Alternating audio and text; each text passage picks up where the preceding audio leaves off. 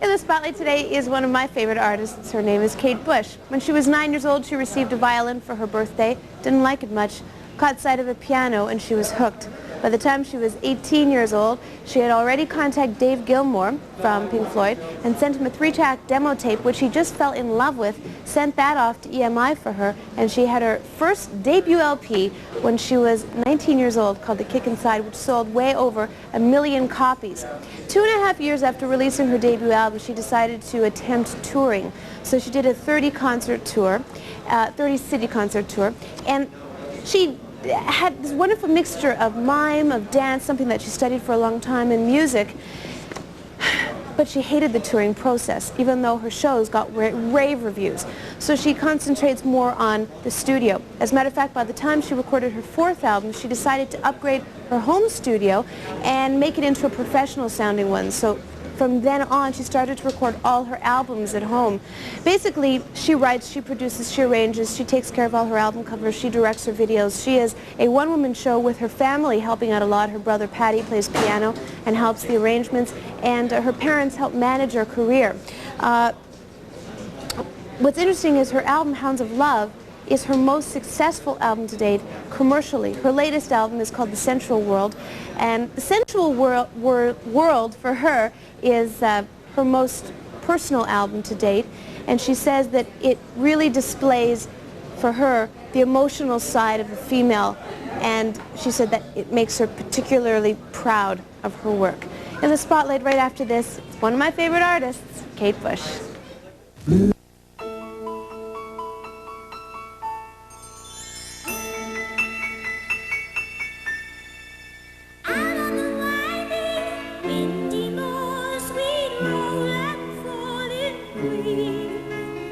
You had a temper like my jealousy, too hard, too greedy.